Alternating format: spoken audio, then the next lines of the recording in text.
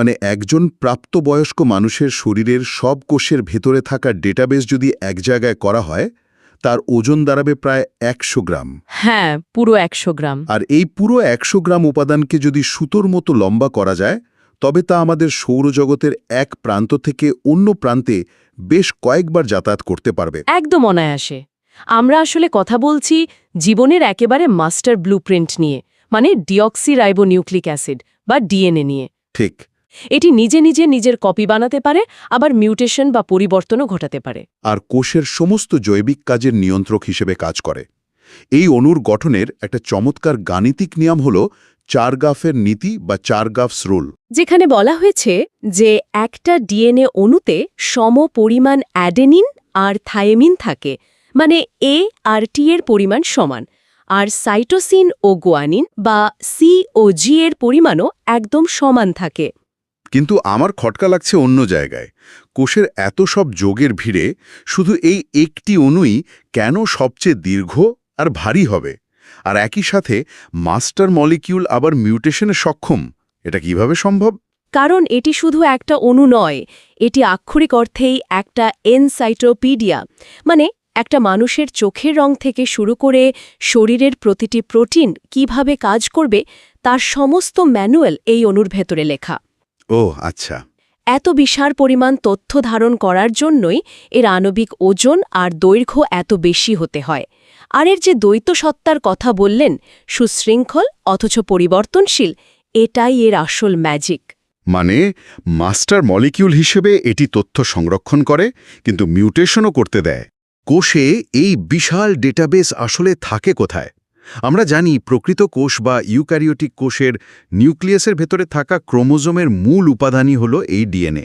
হ্যাঁ, যাকে আমরা ক্রোমাটিন পদার্থ বলি। তবে মজার ব্যাপার হলো শুধু নিউক্লিয়াসেই নয়, কোষের পাওয়ার হাউস মাইটোকন্ড্রিয়া, উদ্ভিদের ক্লোরোপ্লাস্ট আর এমনকি সাইটোপ্লাজমেও সামান্য পরিমাণে ডিএনএ পাওয়া যায়। আর আদিকোষ বা ব্যাকটেরিয়ার ক্ষেত্রে সম্পূর্ণ সাইটোপ্লাজম জুড়েই কিন্তু বৃত্তাকার কিছু ডিএনএ ছড়ানো থাকে। প্রকৃত কোষে এই ডিএনএর দৈর্ঘ্য সাধারণত প্রজাতিভেদে 50 থেকে 60 মাইক্রোমিটার হয়ে থাকে, আর এর ভর মাপা হয় পিকোগ্রাম এককে। মানে 1 গ্রামের 1 ট্রিলিয়ন ভাগের 1 ভাগ বা 10⁻⁻12 গ্রাম। ঠিক। একজন মানুষের ডিপ্লয়েড কোষে মাত্র 5 থেকে 6 পিকোগ্রাম ডিএনএ থাকে, কিন্তু ওই যে শুরুতে বললাম পুরো দেহের 100 গ্রাম ডিএনএ।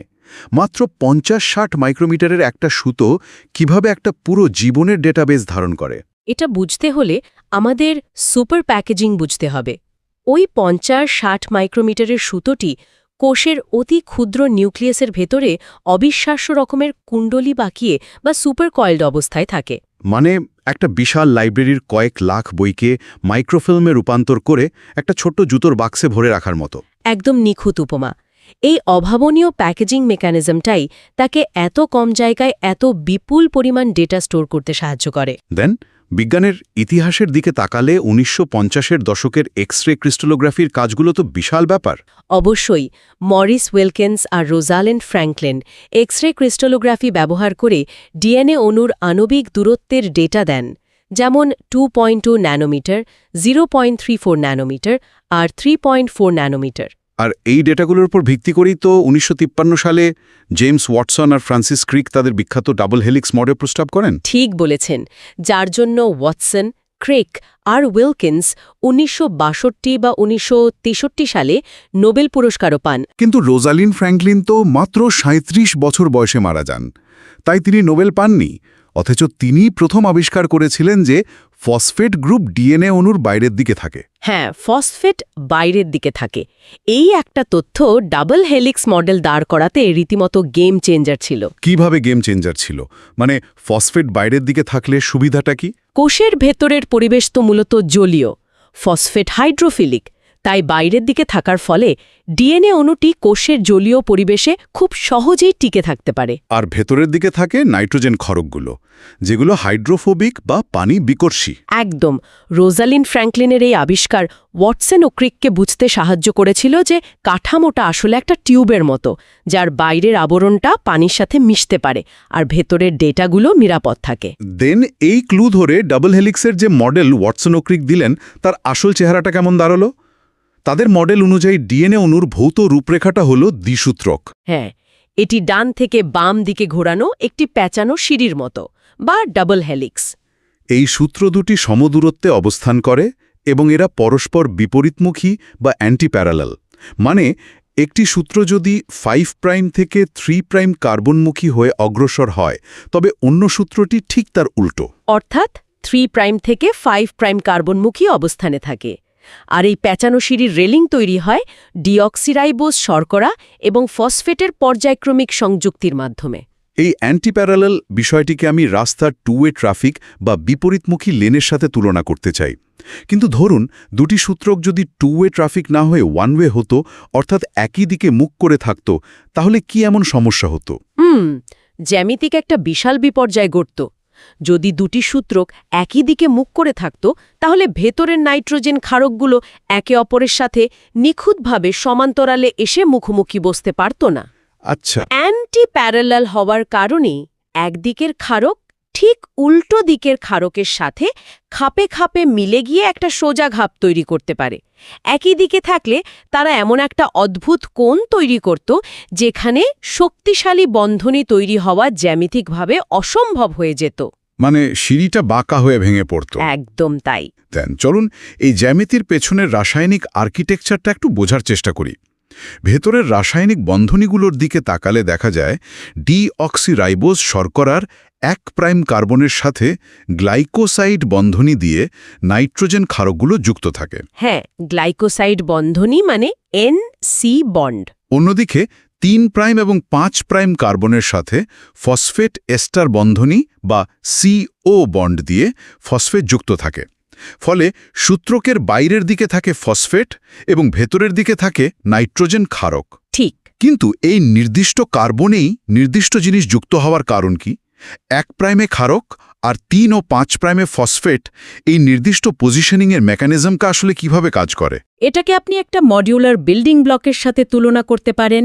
শর্করার 1 নম্বর কার্বনের গঠনগত অবস্থান এমন যে সেটি কেবল গ্লাইকোসাইড বন্ড তৈরির মাধ্যমেই নাইট্রোজেন ক্ষারককে নিজের সাথে আটকে রাখতে পারে।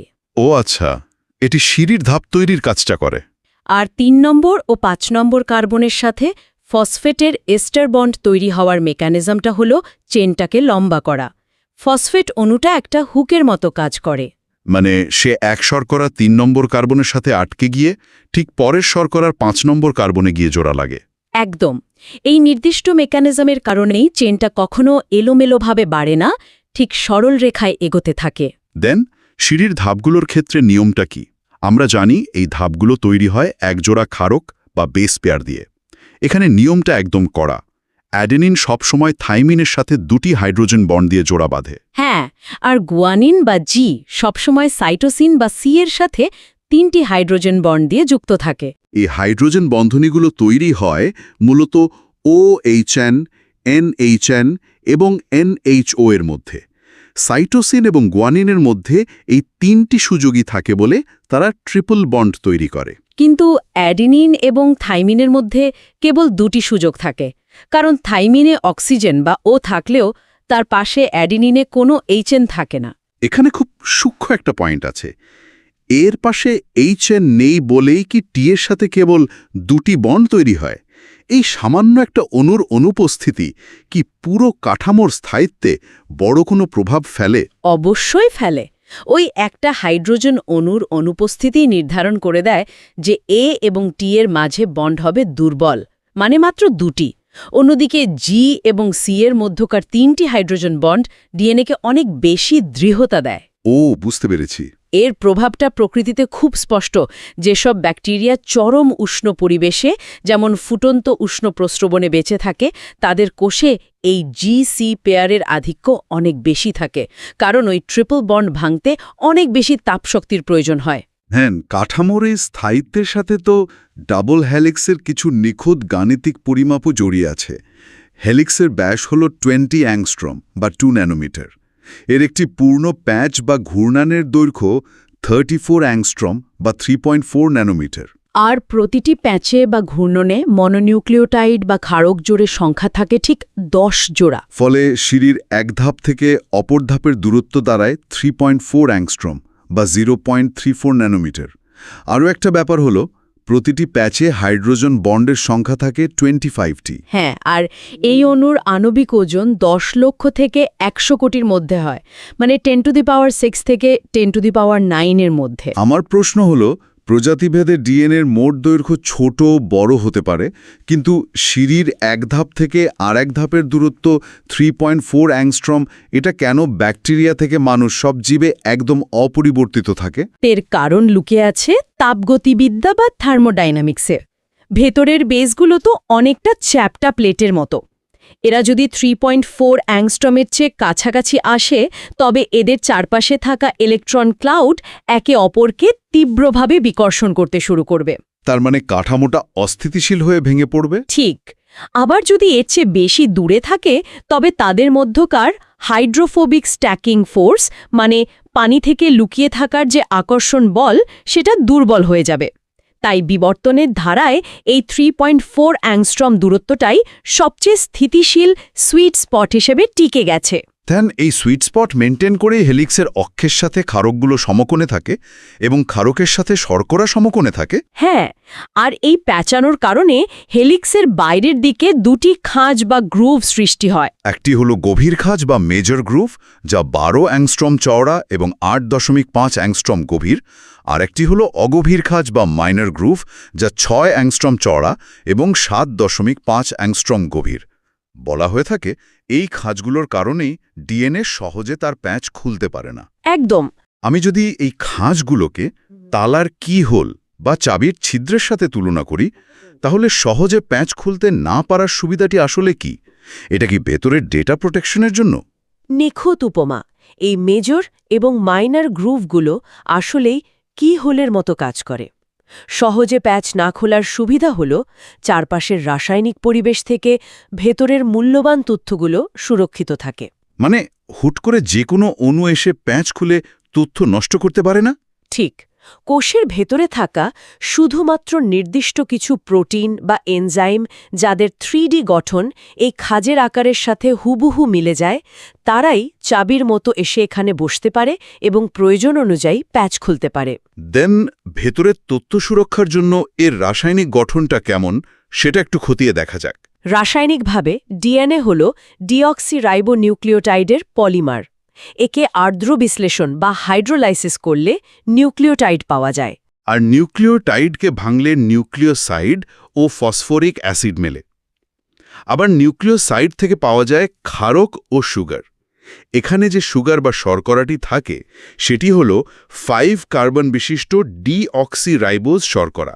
সাধারণ রাইবোজ শর্করার সাথে এর মূল পার্থক্য হল এর 2 নম্বর কার্বনে এক অণু অক্সিজেন থাকে না।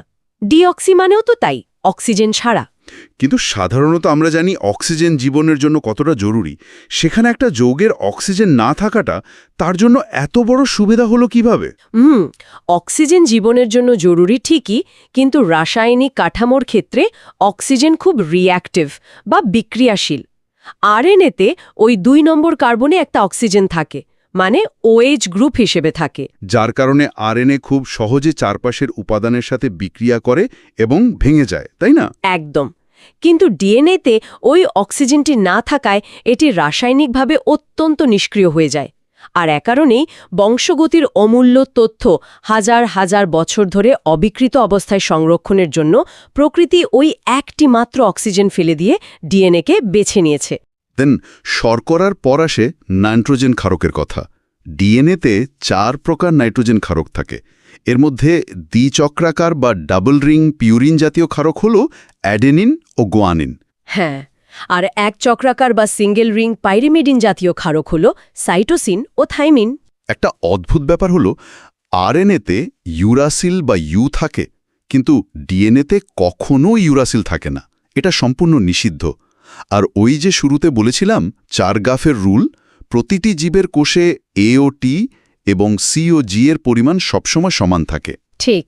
আমার প্রশ্ন হলো, আরএনএতে ইউরাসিল থাকতে পারলে ডিএনএতে ইউরাসিল নিষিদ্ধ কেন? প্রকৃতির এই নিয়মের পেছনে আণবিক স্তরে আসল কারণটা কি? কারণটা শুনলে প্রকৃতির ইঞ্জিনিয়ারিংয়ের প্রতি শ্রদ্ধা আরও বেড়ে যাবে। কোষের ভেতরে সাইটোসিন বা সি স্বাভাবিক রাসায়নিক বিক্রিয়ার কারণে মাঝে মাঝেই ইউরাসিলে পরিণত হয়ে যায়। এটা একটা কমন ত্রুটি। আচ্ছা। এখন ডিএনএতে যদি আগে থেকেই প্রাকৃতিকভাবে ইউরাসিল থাকত, তাহলে কোষের রিপেয়ার এনজাইমগুলো কনফিউজড হয়ে যেত। তারা বুঝতে পারত না যে ওই ইউরাসিলটা কি আগে থেকেই আসল ডেটা হিসেবে ছিল, নাকি সাইটোসিন নষ্ট হয়ে ইউরাসিল তৈরি হয়েছে। দারুণ একটা ব্যাপার। তাই প্রকৃতি ডিএনএ থেকে ইউরাসিলকে পুরোপুরি ব্যান করে থাইমিনকে জায়গা দিয়েছে। ঠিক। ফলে ডিএনএতে যখনই কোনো ইউরাসিল দেখা যায়, মেরামতকারী এনজাইমগুলো 100% নিশ্চিত হয়ে যায় যে এটা একটা ভুল এবং সাথে সাথে কেটে ঠিক করে দেয়। দেন এই পুরো কাঠামোটাকে ধরে রাখতে ফসফরিক অ্যাসিড কিভাবে কাজ করে? ফসফরিক অ্যাসিড নিউক্লিওটাইডের 5 প্রাইম কার্বনের সাথে যুক্ত থাকে। এটি ডিএনএ চেনের পাশাপাশি শর্করার কার্বনগুলোর মধ্যে 5 প্রাইম টু 3 প্রাইম ফসফোডাইএস্টার বন্ধনী সৃষ্টি করে। হ্যাঁ। একটা ব্যাপার খেয়াল করুন, এর নামের শেষেই অ্যাসিড আছে। অম্লীয় বা অ্যাসিডিক মানেই তো আমরা ভাবি ক্ষয়কারী বা ক্ষতিকারক কিছু।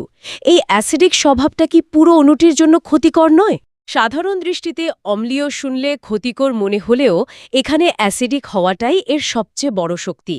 ফসফরিক অ্যাসিড যখন বন্ড তৈরি করে, তখন সে তার প্রোটন ছেড়ে দেয় এবং নিজের নেগেটিভ চার্জ বা ঋণাত্মক আধান লাভ করে। তার মানে পুরো ডিএনএ অণুটি এই ফসফেটের কারণেই নেগেটিভ চার্জ যুক্ত হয়? একদম। এই ঋণাত্মক আধান থাকার ফলে কোষের ভেতরের পরিবেশে অণুর বিভিন্ন অংশ একে অপরের সাথে জট পাকিয়ে যায় না, বরং বিকর্ষণ করে সুন্দরভাবে ছড়ানো থাকে। আর এই নেগেটিভ চার্জের কারণেই এটি পজিটিভ চার্জযুক্ত হিস্টোন প্রোটিনের সাথে চুম্বকের মতো শক্তভাবে আটকে গিয়ে নিউক্লিয়াসের ভেতর নিখুঁতভাবে প্যাকেজড হতে পারে? ঠিক ধরেছেন। দেন এই রাসায়নিক উপাদানগুলো জোড়া লাগে কিভাবে? পলিনিউক্লিওটাইডের রেলিং বা কাঠামো সৃষ্টি হয় ফসফেট শর্করা পর্যায়ক্রমের মাধ্যমে। এখানে নিয়মটা হল ফসফেট সবসময় নিজস্ব শর্করার 5 নং কার্বনের সাথে এবং পার্শ্ববর্তী শর্করার 3 নং কার্বনের সাথে যুক্ত থাকে। অন্যদিকে শর্করার 1 নং কার্বনের সাথে এক অণু ক্ষারক বা বেস যুক্ত হয়ে তৈরি করে এক অণু নিউক্লিওসাইড। যদি কেউ প্রথমবারের মতো এই বিষয়টা পড়ে, তবে নিউক্লিওসাইড এবং নিউক্লিওটাইড শব্দ দুটির মধ্যে তার বিভ্রান্তি তৈরি হতে পারে।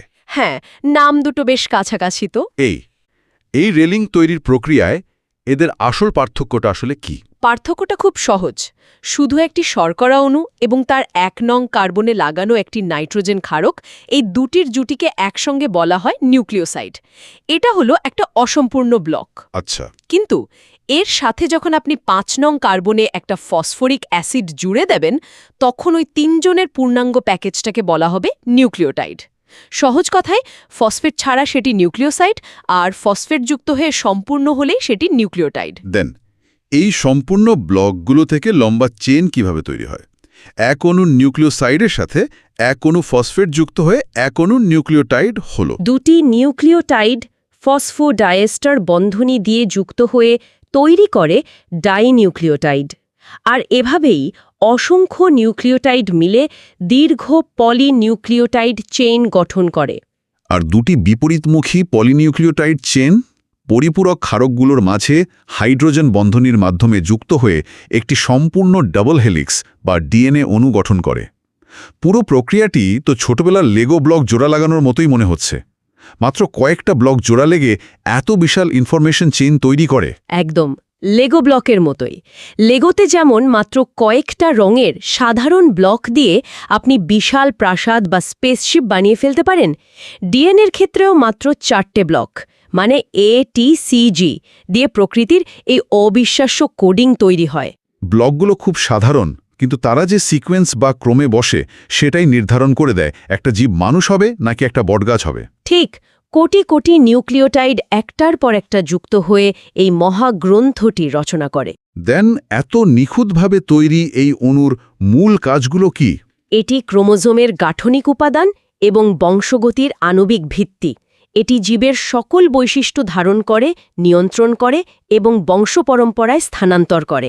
আর প্রোটিন সংশ্লেষণের মাধ্যমে এটি আমাদের শরীরের যাবতীয় জৈবিক কাজকর্ম নিয়ন্ত্রণ করে এবং মিউটেশনের মাধ্যমে নতুন প্রকরণের বা ভ্যারিয়েশনের ভিত্তি গড়ে তোলে। রেপ্লিকেশন বা প্রতিলিপনের মাধ্যমে এটি জীবের জাতিসত্তা অটুট রাখে, প্রজাতি শনাক্তকরণে ভূমিকা রাখে এবং জৈবিক সংকেত প্রেরক হিসেবে কাজ করে। কিন্তু এখানে আমার সবচেয়ে বিস্ময়কর মনে হয়েছে সেলফ রিপেয়ার বা আত্মমেরামতের বৈশিষ্ট্যটি। হেলিক্সে কোনো গোলযোগ হলে ডিএনএ নাকি তা নিজেই মেরামত করতে পারে? হ্যাঁ, যদি আমরা একেবারে চূড়ান্ত তাৎপর্যের দিকে তাকাই, আমরা দেখি যে এর রেপ্লিকেশন বা প্রতিলিপনের মাধ্যমে নির্ভুল কোষ বিভাজন ঘটে এবং বংশগতির সংকেত এক প্রজন্ম থেকে আরেক প্রজন্মে পরিবাহিত হয়। হ্যাঁ, আর মিউটেশন ছাড়া এর কোনো পরিবর্তন হয় না বলেই এটি অত্যন্ত স্থায়ী এবং বিবর্তনের মূল ভিত্তি। আমরা যে জিনের কথা বলি, জিন মূলত এই ডিএনএ ছাড়া আর কিছুই নয়। রেপ্লিকেশন, ট্রান্সক্রিপশন ও ট্রান্সলেশন প্রক্রিয়ার মাধ্যমে এটি নির্দিষ্ট প্রোটিন সংশ্লেষ করে। জীবকোষের সমস্ত রাসায়নিক বিক্রিয়া নিয়ন্ত্রণ করার কারণে ডিএনএকে কোষের মাস্টার মলিকিউল বলা হয়। ঠিক। কিন্তু এত সব গাণিতিক নিখুঁত পরিমাপ আর রাসায়নিক নিয়মের কথা শোনার পর আমার মাথায় একটা গভীর প্রশ্ন ঘুরপাক খাচ্ছে। যদি ডিএনএ নিছকই কিছু গাণিতিক জ্যামিতি, নির্দিষ্ট হাইড্রোজেন বন্ধনী আর রাসায়নিক বিক্রিয়ার করা নিয়ম মেনে চলা একটি অণুমাত্র হয়, তবে কি আমাদের পুরো জীব সত্তা, আমাদের সমস্ত বৈশিষ্ট্য, আবেগ আর বিবর্তনের এত বিশাল ইতিহাস শেষ পর্যন্ত শুধু এই 3.4 অ্যাংস্ট্রমের জ্যামিতিক নকশারই দাস?